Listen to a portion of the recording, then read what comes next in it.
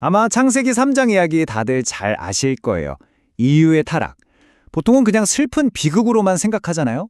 근데요, 만약 이 준엄한 심판의 말들 속에 사실은 엄청난 희망의 약속이 몰래 숨겨져 있었다면 어떨까요? 오늘은 이 오래된 이야기 속으로 다시 한번 들어가서 그 안에 감춰진 놀라운 반전의 메시지를 함께 찾아보려고 합니다.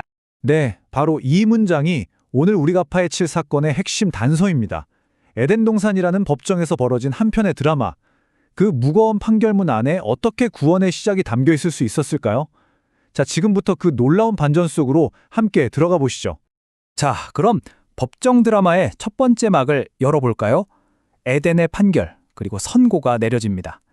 이 선고들은 죄가 가져온 그 암울한 현실이 어떤 건지 아주 적나라하게 보여주죠. 첫 번째 판결의 대상은 바로 뱀입니다. 배로 기어 다니고 흙을 먹어라. 이게 그냥 생물학적인 변화 그런 게 아니에요. 고대 근동 문화에서는요, 이게 바로 완벽한 패배를 뜻하는 상징이었어요. 정복당한 적이 완전히 굴복했다, 이제 죽음의 영역에 속하게 됐다는 걸 보여주는 가장 강력한 이미지였던 거죠. 다음으로 여자에게 판결이 내려집니다. 아이를 낳는다는 그 놀라운 축복이 이제는 끔찍한 고통이 되어버렸고요. 또 남편과 동등하게 서로 돕던 관계는요, 이제 서로를 지배하려고 싸우는 비극적인 권력 다툼의 장이 되어버렸어요. 그러니까 인간에게 가장 중요한 두 가지, 생명과 관계, 이 두 기둥이 한꺼번에 무너져 내린 겁니다. 그리고 마지막으로 남자에게 내려진 판결. 원래는 창조의 기쁨이었던 노동이 이제는 먹고 살기 위한 힘든 일이 되어버렸어요. 땅마저 가시덤불을 내면서 저항하기 시작하죠. 그리고 그 모든 수고의 끝은 뭘까요? 바로 죽음, 결국 흙으로 돌아가야 하는 운명입니다. 와, 정말 모든 게 절망적으로 끝나는 것 같죠? 자, 이렇게 판결문이 모두 공개됐습니다. 하지만 여기서 끝이 아니에요. 이제부터가 진짜 시작입니다. 이 판결문을, 특히 원문을 조금만 더 깊이 들여다보면요, 이게 단순한 벌이 아니라는 걸 알게 돼요. 뭐랄까, 망가져버린 세상에 대한 하나님의 아주 정확한 진단서 같은 거랄까요? 여자에게 내려진 저주에서 가장 뜨거운 감자, 바로 이 테슈카라는 단어입니다. 보통 네게 남편을 원하고 이렇게 번역되거든요. 근데 이 원한다는 게 대체 어떤 종류의 욕망일까요? 바로 이 단어 하나에 인간관계가 어떻게 망가졌는지에 대한 비밀이 숨겨져 있습니다. 그 결정적인 힌트가 성경의 바로 다른 곳에 나와요. 자, 여기 화면 양쪽을 한번 비교해 보세요. 바로 다음 장인 창세기 4장에 이 테슈카라는 단어가 또 나오거든요. 근데 이때는 죄가 가인을 향해서 가지는 욕망을 뜻해요. 어떤 욕망이냐면 가인을 지배하고 삼켜버리려는 그런 욕망이죠.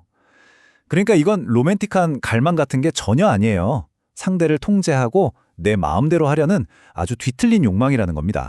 자, 여기서 우리가 절대 놓치면 안 되는 포인트가 바로 이겁니다. 이 구절은 남자가 여자를 다스려야 한다는 그런 위계 질서를 하나님이 명령하신 게 아니라는 거예요. 절대로요. 이건 오히려 죄 때문에 원래는 서로 돕고 사랑하던 관계가 어떻게 서로를 지배하려는 비극적인 싸움으로 변질되었는지를 보여주는 말 그대로 진단인 겁니다. 이렇게 살아라는 처방전이 아니라 너희 관계가 이렇게 병들었다는 진단서인 거죠. 자, 이제 분위기를 한번 완전히 바꿔보겠습니다. 여기서부터 진짜 반전이 시작되거든요. 놀랍게도 첫 번째 희망의 빛이 어디서 나오는지 아세요? 가장 어두운 곳, 바로 뱀에게 내려진 그 저주 속에서 발견됩니다. 신학자들이 창세기 3장 15절에 부르는 특별한 이름이 있어요. 바로 원시복음. 말 그대로 최초의 복음이라는 뜻인데요. 성경 전체를 흐르는 그 거대한 구원의 이야기가 바로 이 딱 한 구절에서 시작되기 때문입니다. 여기서 하나님이 뭘 하시냐면 뱀과 인류 사이에 적대감을 딱 심어버리세요. 근데 한번 생각해 보세요. 만약에 이 적대감이 없었다면 어떻게 됐을까요? 인류는 아마 죄와 영원히 친구 먹고 동맹을 맺었을 거예요. 그러니까 이 거룩한 불화야말로 저주가 아니라 구원의 시작을 알리는 하나님의 첫 번째 은혜로운 개입이었던 셈이죠. 자, 이 표는 진짜 재밌는 부분이에요. 슈프라는 히브리어 단어 하나의 의미가 어떻게 발전하는지를 보여주거든요. 왼쪽을 보시면 처음에는 그냥 서로 상하게 한다, 짓밟든다, 뭐랄까 팽팽한 싸움처럼 보이죠? 그런데 시간이 흘러서 오른쪽으로 쭉 가보세요. 사도 바울은 이 단어를 완전히 박살내다, 산산조각 내다 라는 뜻으로 사용해요. 이 싸움의 끝이 결국 누구의 승리인지, 바로 인류의 완전한 승리라는 걸 명확하게 보여주는 거죠. 그럼 대체 누가 이 엄청난 승리를 이끌까요? 바로 여자의 후손입니다. 히브리어로는 제라라고 하는데요. 이 단어는 처음에는 인류 전체를 가리키는 말처럼 들려요. 그런데 여기서 진짜 흥미로운 게 뭐냐면 문법적으로는 이게 단수라는 거예요. 한 명. 그래서 이 예언이 모든 인류를 향한 약속이면서도 동시에 렌즈가 점점 줌인되듯이 궁극적으로는 뱀의 머리에 결정타를 날릴 단 한 명의 구원자, 메시아에게 초점이 맞춰진다고 보는 거죠. 자, 이제 이야기의 클라이맥스로 달려가 보겠습니다. 말로만 하시던 게 아니에요. 이제 하나님이 인간의 그 부끄러움과 죄책감 문제에 아주 직접적으로, 물리적으로 개입하기 시작하십니다. 여기 이 표가 모든 걸 보여주죠. 인간이 한 해결책은 뭐였죠? 겨우 무화과 나뭇잎으로 자기 몸을 가리는 거였어요. 정말 연약하고 일시적인 방법이죠. 그런데 하나님은 어떻게 하시나요? 직접 가죽옷을 만들어서 입혀주십니다.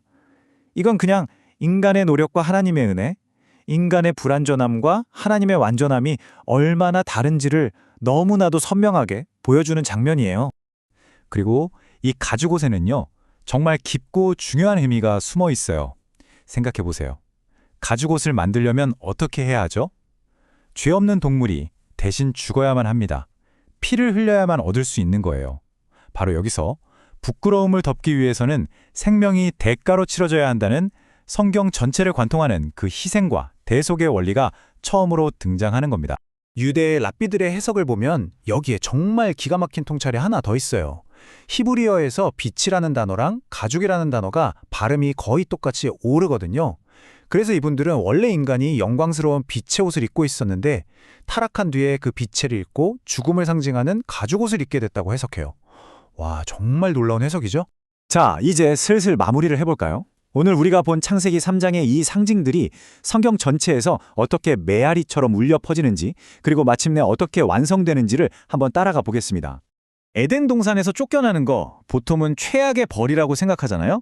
근데 이것도 다시 생각해보면요, 단순한 벌이 아니었어요. 만약 인류가 죄를 지은 그 상태 그대로 생명나무 열매를 먹고 영원히 살게 됐다면 그게 진짜 최악의 저주였을 거예요. 그러니까 추방한 어쩌면 인류를 더 큰 비극에서 구하기 위한 하나님의 가혹하지만 자비로운 조치였다고 볼 수 있는 거죠. 그리고 바로 이 슬라이드가 오늘 이야기의 모든 것을 하나로 꿰뚫는 그림입니다. 자, 1단계, 저주를 한번 보세요. 아담의 죄 때문에 땅에서 저주의 상징인 가시가 돋아나죠. 그리고 수천 년이 흘러서 2단계, 왕관을 보세요. 두 번째 아담이라고 불리는 예수님이 바로 그 저주의 상징인 가시로 만든 관을 머리에 쓰십니다. 저주를 온몸으로 받아내신 거예요. 그 결과가 바로 3단계, 치유입니다. 그분의 희생으로 저주가 깨지고 모든 것이 회복될 길이 열린 거죠. 창세기 3장에서 시작된 문제가 신약에서 이렇게 완벽하게 마침표를 찍는 거예요. 정말 소름 돋는 이야기 구조 아닌가요? 오늘 우리가 함께 살펴본 것처럼 인류 역사상 최악의 비극으로 보이는 이 타락 이야기 안에 사실은 가장 눈부신 구원의 약속이 숨겨져 있었어요. 그래서 마지막으로 이 질문을 한번 던져보고 싶습니다. 그렇다면 혹시 지금 우리가 겪고 있는 가장 큰 비극이나 절망 속에도 우리가 아직 발견하지 못한 구원의 씨앗이 숨겨져 있는 건 아닐까요? 한 번쯤 깊이 생각해 볼 만한 질문인 것 같습니다.